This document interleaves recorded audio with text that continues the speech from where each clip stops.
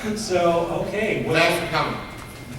thank you everyone for coming. My name is John Trumbull. I write for Back Issue Magazine and a website called the Atomic Junk Shop. And I'm very happy to be here, thank you, with Mr. Walter Simonson, who 35 years ago did one of the definitive runs.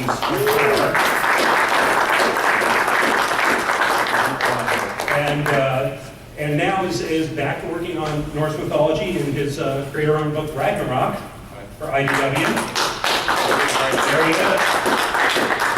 And also with us is the man who lettered all those Thor stories and Ragnarök. And you guys have been working together for like 39 years, is that correct? Whatever, in 1978. Well, please welcome Whatever that is. Mr. John Workman. So, now Walter, you've loved Norse mythology all your life, like since you were a child, right? Yep. And you have like some Scandinavian in your background, is that right? Yeah, my grandparents, my dad's parents were both from Norway. They came to America separately with their families in the 1800s as children. Part of the migration they went up to Minnesota, where you get the old graveyards. In North Dakota, it's all Scandinavian names there. And the name was Simonson, S-I-M-S-O-N, S-I-M-O-N-S-E-N, which is the Norwegian spelling, but it was anglicized when it came to America. So people occasionally, rarely, but once in a while ask if I'm Swedish, or of Swedish descent, because in Sweden it's S-O-N. But it was actually changed when we came over here. So, I mean, it's not like I didn't grow up on tales of, from my parents about my dad, about the Vikings or any of that stuff. But growing up, my dad had a nice little library of books. He was a very sharp guy. And he had a book, Tales of Northern Lands or something like that, which was Norse myths. It was a great adult book about Norse myths with quotes from the Elder Edda and the Poetic and the Prose Edda. And I read it, loved it. I was on Greek myths as well, matching set from 1893 or something like that, which when I was a kid wasn't as long ago as it is now, but it was still kind of a long time ago when I was a kid. So, but they were, back then, turned a really good paper, hadn't turned yellow, hadn't like fallen apart. They were good books, and they had all these really funny pictures. Well, they're funny to me now of like the Norse gods, but they're all in their Thor on his chariot and stuff. They're all kind of wearing Greek-type togas and robes, and posed in very classical positions. But they weren't very Viking-y at the time. But they were still, the books themselves were great. The Viking stuff, especially the Norse stuff, appealed to me. I don't, when you're young, death's a long way away, and the idea that the Viking gods were going to die one day at Ragnarök was just really just wowed me, because most mythologies, the gods just keep on going forever. So whether it was that aspect of it, or just all of it, the stories were really cool. I really, gods stay young by eating magic apples. They don't have they're not immortals, they don't live forever anyway. And they need to stay young by, keeping themselves healthy. So all that stuff I just thought it was different from all the stuff I'd read up to then. But I liked this in general as a kid, so I read a lot of it. I remember first time I read Beowulf, it was a kids' version with some illustrations. I thought that was great. I read about Troy and the Iliad and the Odyssey. Illustrated by Martin and Alice Robinson, who were illustrators back then. They did really beautiful work on it, based on Greek painting, Greek vases. And I sucked all that stuff up. So when I was in college and discovered that there was a Marvel comic book about Thor, I went, are any young people here? I went apeshit. So I loved it. I just thought it was fabulous. And I didn't, this is the old days. Continuity was no big deal. I never heard the word continuity. I did not care that Thor didn't have red hair or a beard, or didn't have a goat chariot, or didn't, have iron gauntlets he caught his hammer with. I just thought, wow, it's Thor. It's fabulous. So I just loved it. I really enjoyed the comic. I love what Stan and Jack did. Issues A Journey to Mystery 114 to Thor 139. They changed the name of that run. It's one of my favorite runs of comics. So when I did Thor, I tried to emulate that run. I didn't want to imitate it, but I tried to emulate with new stuff, as many issues as I could, new characters and new situations, and some of the excitement that I had felt when I read that stuff. So when I was a big fan, I was thrilled to be able to do Thor 14 years after I had really read the book and had been excited by it. And you actually had done a Thor story in college as a school project.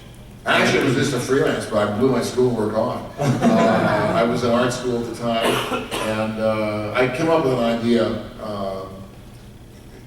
I don't know, should I tell you guys it's kind of boring it's going to be. Oh, thank you very much.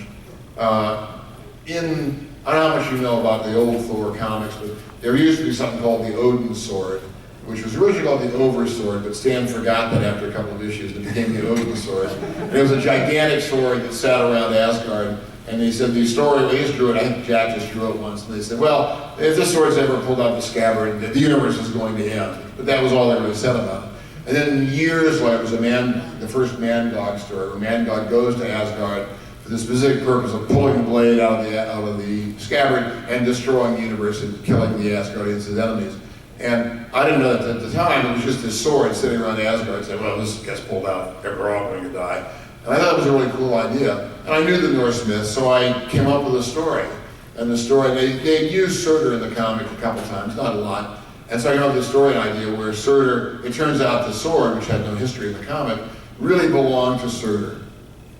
In the Norse myths, at the end of time in Ragnarok, all the gods, all their enemies fight, and they all kill each other.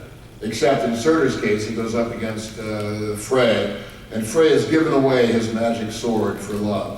I don't want to get into the Freudian aspects of that. I'm just saying that was in the comic, that was the story. But he gave away his sword, so he has to fight Surtur with an antler. As you do. As you do, yes. And, Surtur had a sword. That didn't work out too well for Frey. But all the other gods are dead, all the bad guys are dead. In the end, Surtur takes this flaming sword, and he flings fire across the 9 worlds, and everything burns. And the stars fall from the skies. And the giant wolves that have been pursuing them eat the sun and the moon, and the light goes out from everything, and the earth sinks into the primordial ocean. And that's how things end. They kind of begin again some too, but and there's nothing in the poetry about what happened to Surtur. So presumably maybe he was consumed in the conflagration, seems reasonable, but mythology is not like comics. We try to answer all these questions. They're more about answers to very difficult questions that have nothing to do with continuity. So I just thought that was a cool idea. So I said, okay, the Odin sword is really Surtur's sword. And Odin had carried it off millennia ago to prevent Surtur from destroying the universe. So Surtur, who's known this for a long time, in my original story, he's been lurking in Muspelheim, and he's been slowly building a spell. And the spell has gotten larger and larger, and Odin's unaware of it.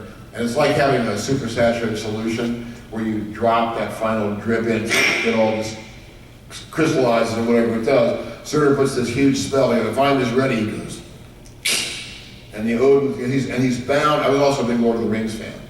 So he's bound to the sword, and the sword is bound to him. Not unlike Sauron is bound to the ring, and the ring is bound to Sauron. And when he hits this spell, the sword is pulled out of Asgard, breaking all of Odin's spells, and pulled into Surtur's hand. And he has the deadly sword that will end the universe. However, because you want your story to end quite that fast, Jack had once drawn a picture of Asgard. Here's some fun stuff of Asgard. Here's the Tomb of the Unknown Warrior. Here's the Eternal Flame. I just invented stuff and they just threw it in a drawing. It never showed up in the comic book. But I knew about the Eternal Flame.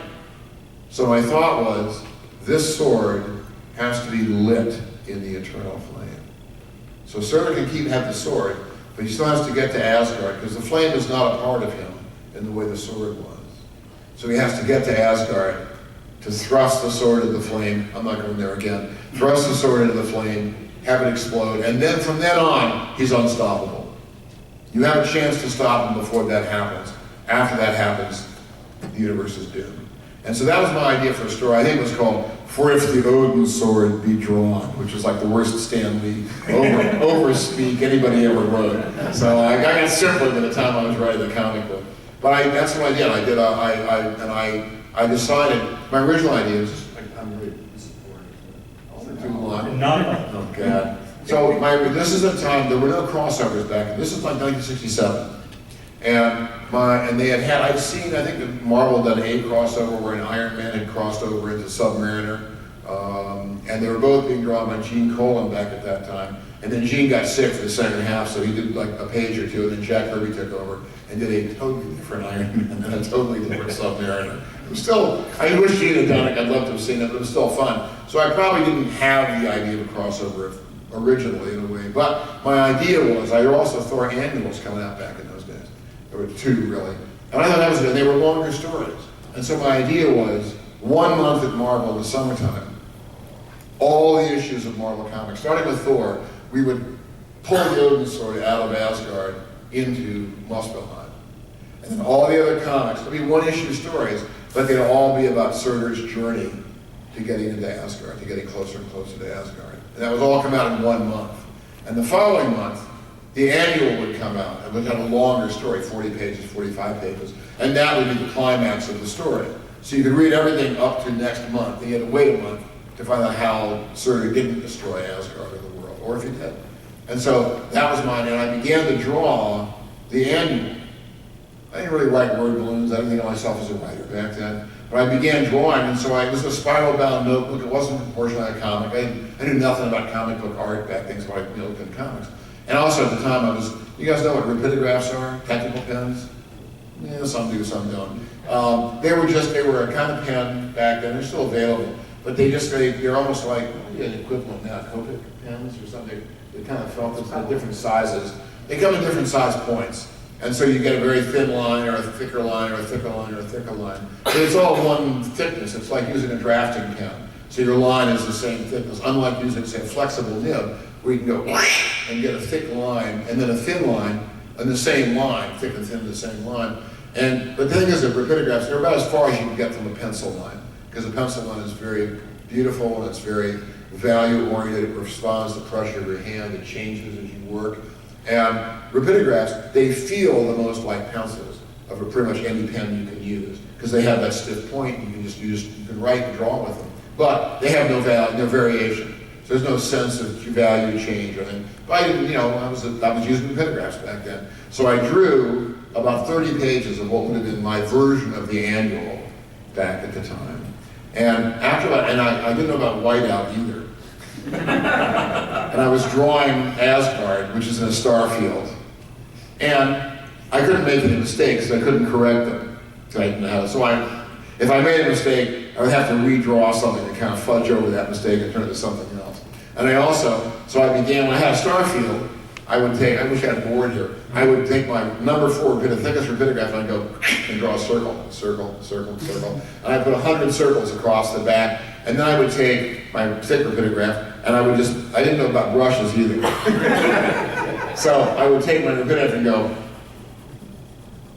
and I would fill in the entire black area, avoiding the stars, going around the outline of the stars. So if you look at this whole artwork, it's got all these little, you can see where all the lines were. I think I'm starting to understand why you didn't finish this. So I got as far in that version in the spiral notebook. And in the first couple of pages I just drew, on the right-hand page, the way you do in the notebook. But about the third page or fourth, I said, comics are facing pages. And I began drawing one facing page. I was getting a little closer to the idea. And about the time, let me see, Odin had showed up. Surtur had defeated Heimdall, he defeated Thor, he was in Asgard, Odin and he fought about squarely. And then finally, Surtur momentarily defeated Odin, so he was going to have a chance to light the sword. And somewhere in there I said, my inking sucks. The drawing was, and it's not as bad as I thought it was then, but I'm going to put this on hold until my inking gets better. And then I'm going to come back and finish this job. And 14 years later, Mark Grundle offered me Thor to do at Marvel. I knew what my first story was. I added a lot to it. I did not invent Bay Ray Bill until I began doing the comic for Marvel. There's a lot of it, Malekith the Accursed, all that stuff. That's all from later. That's all from the time I was doing the comic. But the overarching story of Surtur and the sword, by the time I did the comic, Ralph Macchio and Mark Grundle had destroyed the Odin sword. I gotta say, Ralph's not here and Mark's dead. They did a terrible job. So it was an awful job. It was just really boring. But really, the sword was gone. So I just invented a sequence where Thor forges his own sword, which became this series of booms that were doom that ran through the, which I probably also borrowed from Tolkien, because if you read when the Aragorn, Aragorn's not, the nine walkers are in Khazad Doom, and at some point you can hear the drums doom, as the orcs have been awakened, and the Balrog begins to awaken and come after them as they're trying to get out of the Khazad Doom itself. So probably I borrowed that as well, but it worked out pretty well in the comic book. And all those dooms were lettered by Mr. John Workman. A different one every issue. Were you driven nuts by littering all those dooms in every issue? Sometimes I duplicate it. Oh no, I have to go back and look. No, it was great fun. Somebody had me sign one of the old issues today, and to sign right below one of the dooms, and it went all across the bottom of the page, and but yeah, just wonderful stuff to do. Now, you were saying yesterday that there's a story to be told in how you and Walter became creative partners, as it were. You were talking about you first worked together on the adaptation you did of the movie Alien for heavy metal. Well, actually, before that, we did a Captain Fear. Oh, that's right. Yes. Okay. DC, and I had moved over somewhere up in there to heavy metal, the National Lampoon at the time, and I forgot to build them. And somebody from BC said, "Hey, you haven't been paid for these things yet." So I built them, and in the meantime, they had upped the rate by $1. So I got $1 for waiting a year and a half.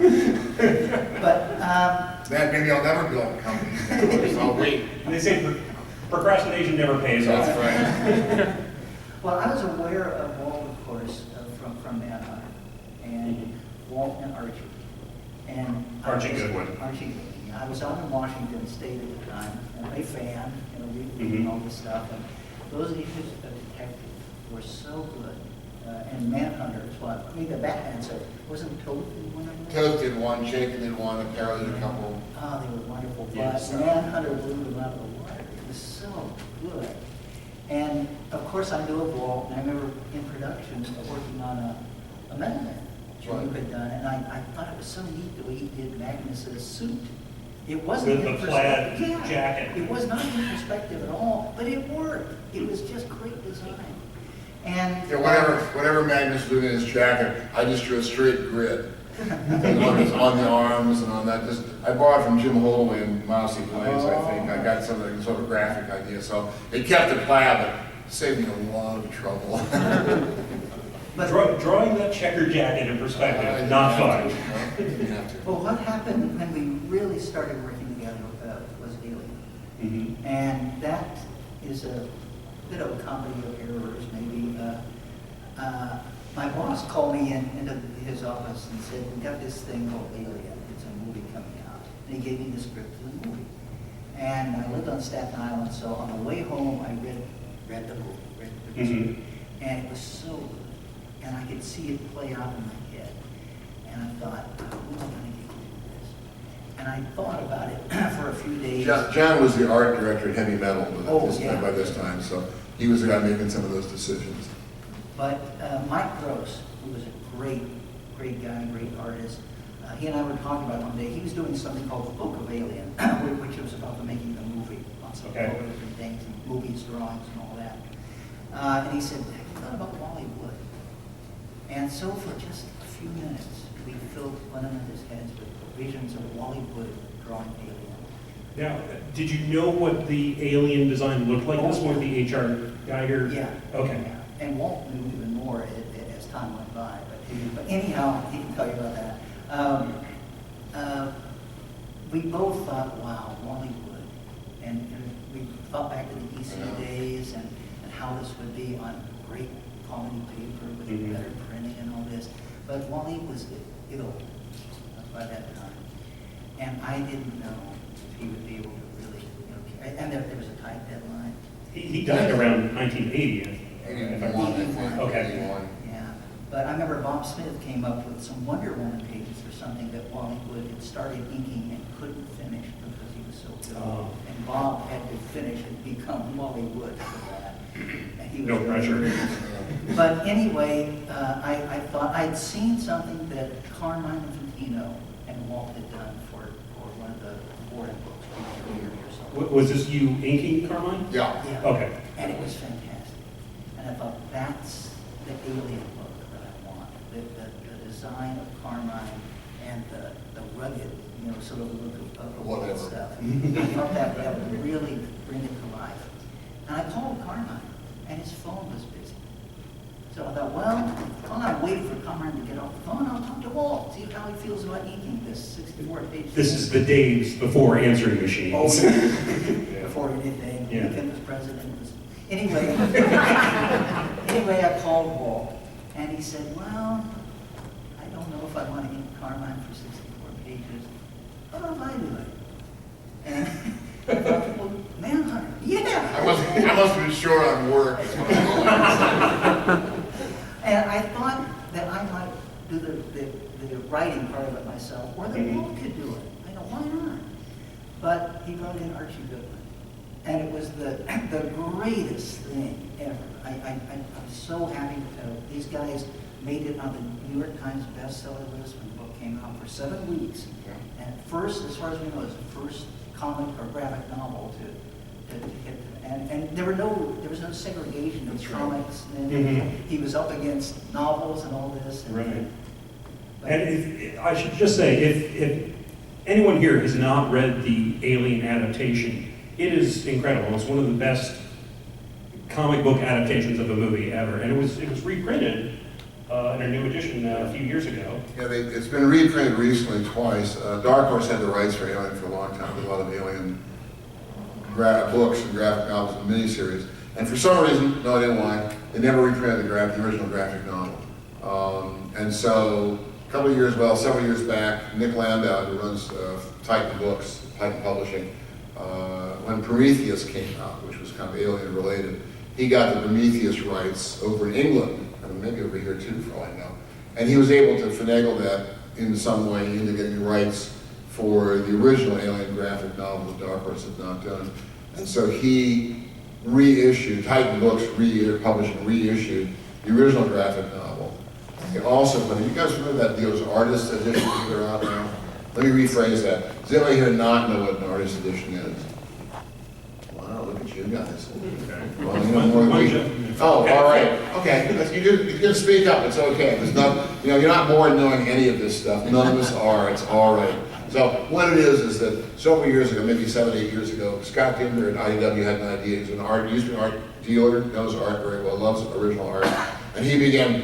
IDW gave him the green light. He began publishing essentially facsimile editions of comics and artists of the original art, which means you take the original art, which is usually about 10 by 15, some of the older works a little bit larger, and you scan it, but you scan it in a full color mode at a very high resolution.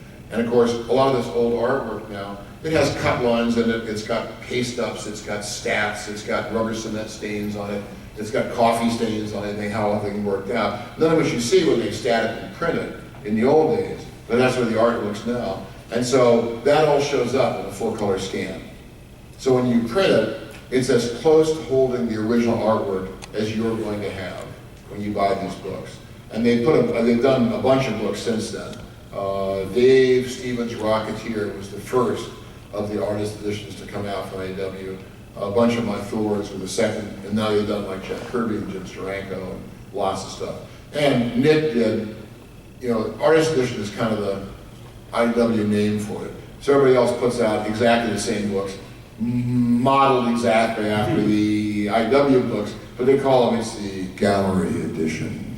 Or it's, I don't know. Original art edition. Yeah. It's the same thing. And so he got there, so he put out, and on the other side of this is that I don't generally sell my art, so I have most of what I've done for 45 years. And as a result, I have more art editions out than anybody else. So it's easy to find my stuff. So I did have Alien, I also had the original Alien color, which was still, had been kept in a dark place, and as a result was still pretty bright, because it was watercolor, it'll fade after a while. And so I rescanned all that, I scanned all that stuff, and I scanned all the originals, some off the deck, and so when the graphic novel came out, it was from freshly minted scans, or as we say now, it was remastered. And then the artist edition came out, and that was kind of large. I think, well, there were some bleeds in that as well, so that's a large book. So both those books, I believe, are still available. So you can see what was really done by the artist and by John in that book. So, okay, so to get back to your work on Thor at Marvel, you get an opportunity to be the writer and artist on the book from Mark Grunwald, who was the editor at the time. And first thing you do is you do a version of your story, and you bring in Beta Ray Bill, who's, if you don't remember, I mean, these days, everybody and his brother has lifted Thor's hammer at some point or another, but this was the very... Those guys, they're all wrong. Just so you know, those are all wrong. This was the very first time someone besides Thor was worthy enough to lift the hammer. Well, to be honest, back during Stan and Jack's run, later in the run, they had Loki lift the hammer. He had some extra juice from the Norn Queen. But I just chose to ignore that as having never happened. We don't mention that. But you bring in Beta Ray Bill, who's this alien with a horse skull for a head. Yep. So what was the creation of Beta Ray Bill? I mean, the short version really is that, you know, at that time the comic had 20 years of history. Now it's got like 45 or whatever it is. And, you know, you come into the book, what you would like to do is you'd like to do a story that doesn't feel like you've already read it. And so I thought about that a lot, and I thought, fine, and really, I mean, the first issue of Thor I wrote was maybe only the 10th comic I'd ever written. That was very early in my writing career as a writer. I'd been drawing comics for 11 years by then, but I hadn't done much writing. And so I thought about it, and eventually I decided that having someone pick up Thor's hammer, because that's what the inscription says, whosoever holds this hammer, if he be worthy, shall possess the power of Thor. So I thought somebody else was worthy. Now my thought was, we've had 20 years of Marvel Comics history at this point.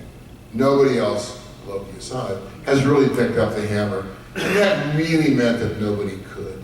Now I realized nobody walked in, only the Hulk had tried to, he couldn't do it, but in one of the early comics. But really nobody else could. That meant that I was going to invent somebody brand new who would essentially be designed from the ground up to be a character who would be worthy to pick up the hammer, whatever the word worthy means. I mean, that's probably more philosophical ground than I want to cover in a comic book.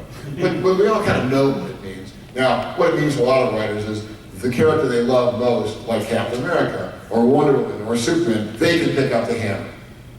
Well, no, they can't. They weren't designed that way, they can't do it. I can tell you why in each case. So, Superman can't do it, because the hammer's designed as a killing weapon. The Vikings weren't making weapons to bop people on the fingers and knock the guns out of their hands. They were designed to kill people, like war hammers and stuff like that. Superman doesn't kill, he can't pick it up. Wonder Woman maybe, because she's a warrior,